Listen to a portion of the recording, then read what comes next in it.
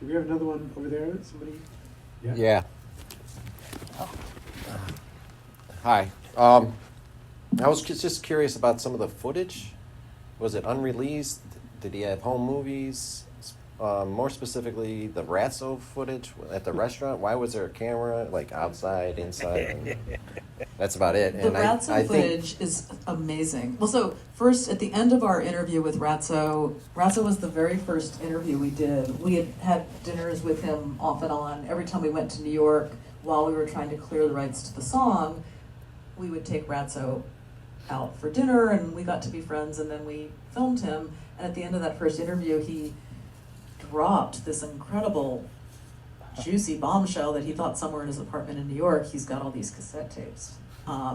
So that was the cassette tapes, but the interview in the cafe in New York was actually shot by Sony Music, and it was used in little bits and pieces in a very artsy-fartsy way in an EP electronic press kit when The Future came out. So no one had seen the raw footage, and Ratso mentioned that he had done the interview, and when Sony Legacy gave us access to the 45 minutes of that footage, we realized that it was gold.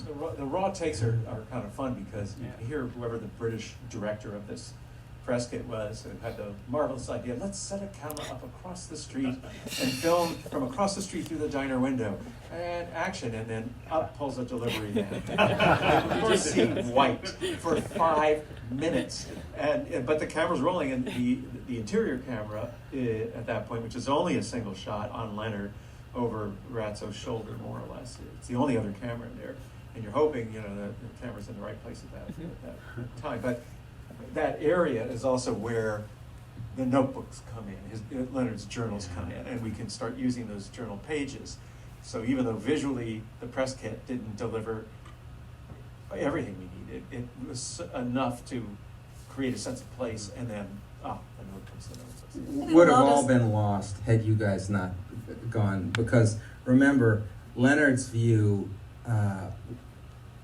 after 93, he was so distressed by the 92 and 93 release of the album and the tour and so on and so forth. Even though it was modestly successful, he went off to the Zen monastery. He thought his career in show business was over, that was it, and he went off to Mount Baldy for 5-6 years. So that was just, he didn't have any great fond memory or any reason to think that any of that was of any value. And you resurrected it to find its place in telling the story. So. And believe me, when we were trying to edit with that footage, I was cursing the director because, of course his purpose was to do something really artsy and to only use about 2 minutes of it. And it was absolutely in opposition to the purpose of what we were trying to do.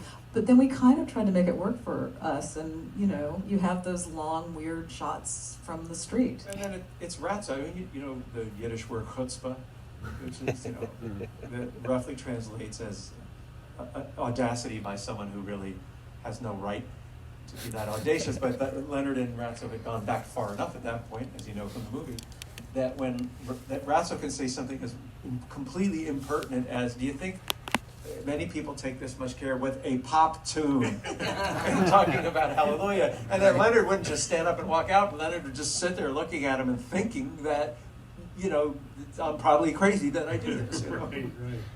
Yeah, it's so much great footage, even some of the early stuff too of Leonard, and it's really great seeing a lot of that in the film in here too. It's getting close to the end of the evening. Do we have another question out here too? Anybody else?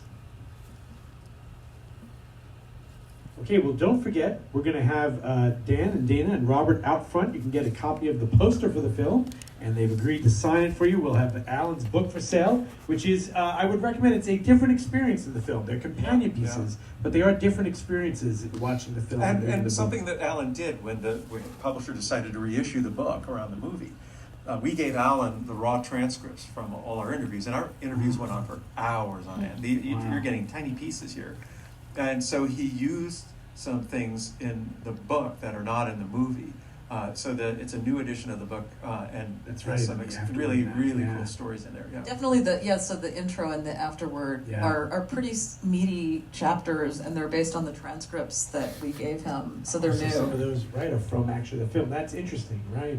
Yeah, and again, even just seeing in the film too, you show the COVID memorial where it's used, but so many of those moments, sad moments from Sandy, Hurricane Sandy, all these things. Hallelujah has been present in all these. And that's in the pieces. book. And that gets. And used also back the in book here, yeah. goes much deeper into Jeff Buckley. Yes, that's right. Well, ladies and gentlemen, please help me thanking Dan, Dana, and Robert for coming out tonight. Thank you. Congratulations on the film, guys. Great New York Times.